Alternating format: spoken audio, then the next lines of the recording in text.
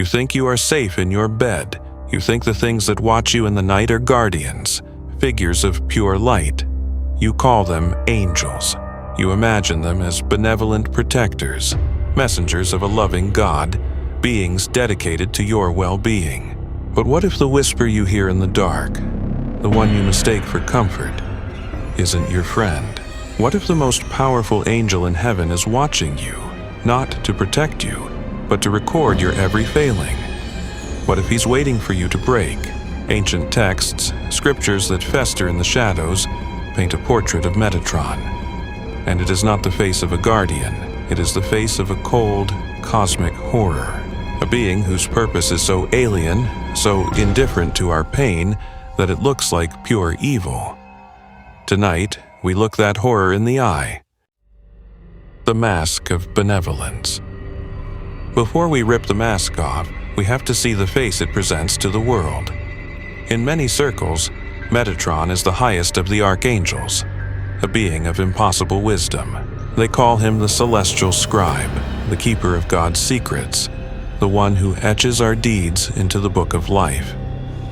This isn't just modern invention. The name Metatron, scholars guess, might come from the Greek metathronos, the one who serves behind the throne. It implies a chilling proximity to power, a status that isolates him from all other beings. He is heaven's chancellor, the voice of a silent, unreachable God.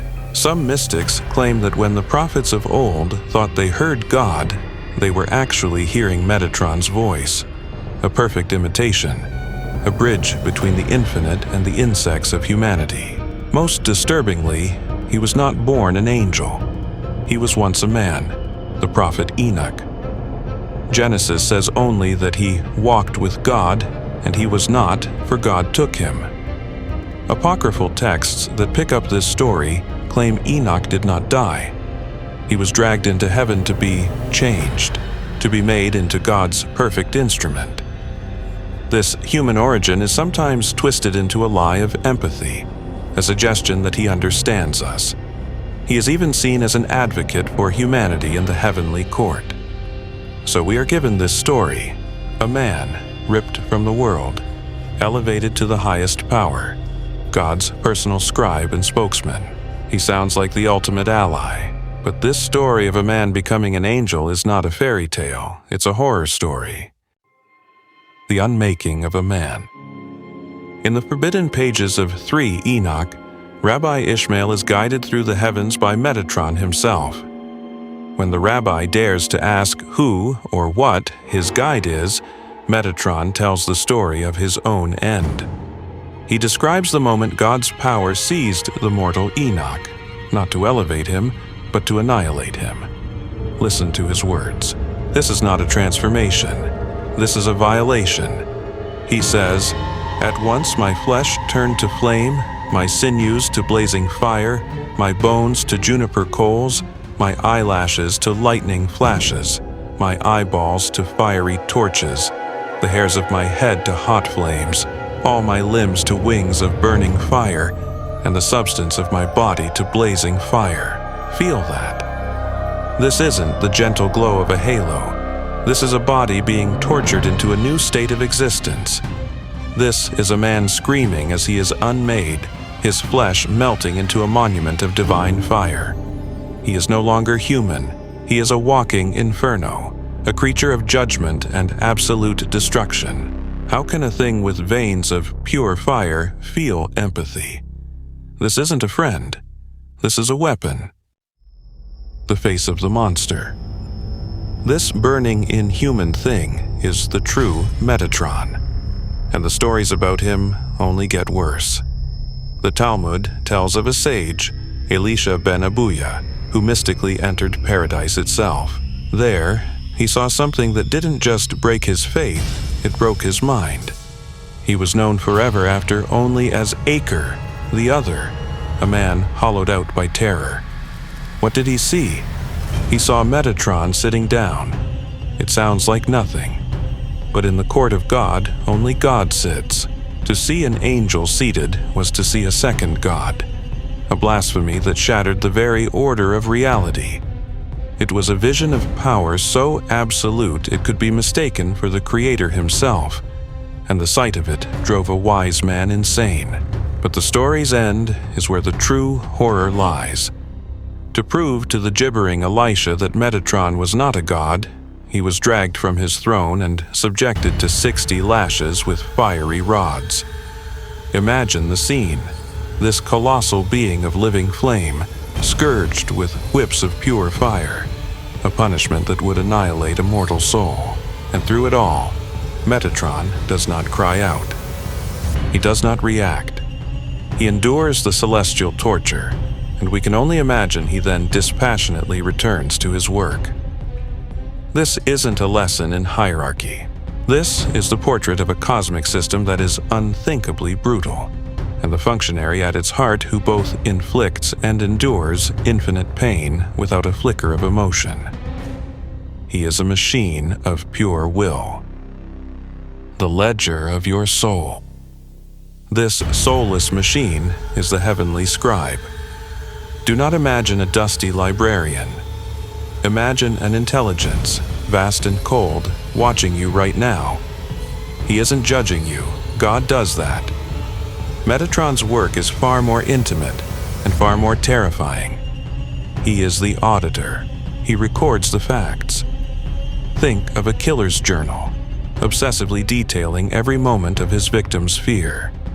That is Metatron's ledger. He doesn't just write "sinned," he writes the texture of your sin, the beat of your heart as you lied to someone you loved, the specific, ugly thought you had in a moment of weakness, the tremble in your hand as you did the thing you swore you'd never do. His ledger contains the data that damns destinies, logged with the chillingly personal mathematics of your every failure. His entire purpose is to quantify your soul for the slaughter, and he feels nothing at all. He is a herald of the end, the voice that tells you not just that the storm is coming, but that the storm was built just for you, and your suffering is a required part of the design. The devil we know. So, is he evil? Calling him evil is a comfort. It's an attempt to make him understandable. A demon acts from malice. It hates you. There is a twisted passion in its desire to see you suffer. Metatron, in these terrifying scriptures, feels nothing for you at all. He is not malicious. He is mechanistic. He is the law of gravity that does not care if you fall. He is the fire that does not care if you burn. His is not the evil of hatred, but the absolute horror of indifference. This is why he terrifies us now more than ever. Modern storytellers see this truth and cast him as the ultimate villain. In Philip Pullman's His Dark Materials, he is God's regent, an angel of pure, suffocating authority. In Supernatural, he's a conniving scribe, hungry for power. Good Omens shows him as a calculating commander, perfectly willing to start Armageddon. These stories aren't twisting the lore. They are holding up a mirror to our deepest modern fear. We are no longer afraid of devils with horns. We are afraid of the unfeeling algorithm that ruins our lives. We are afraid of the faceless, all-powerful system that sees us not as people, but as data points to be managed and, if necessary, deleted. Metatron is the divine archetype of that fear, a system in the shape of an angel. The terrifying truth. Is Metatron evil? The truth is so much worse. The ancient texts give us a choice between two nightmares. The first is a universe run by a demon who wants to destroy us. The second is a universe run by a silent God who doesn't think about us at all, and whose greatest creation is a perfect, unfeeling machine to manage his creation. Metatron is not a fallen angel plotting our demise. He is the perfect functionary. He is the ultimate bureaucrat at the heart of reality, a being of fire and law whose only job is to keep the cosmic machine running, no matter how much blood oils the gears. He is the proof that the divine order is not unjust, but simply a just, a system where your life, your pain, and your soul are utterly, terrifyingly irrelevant. And the greatest horror is not a monster who wishes you harm, but an angel for whom you simply do not matter. If you have the courage to keep staring into the abyss of mythology, subscribe and ring the bell of judgment. Now go to the comments and give us your verdict. After hearing the evidence, is Metatron evil, or is he something far, far worse?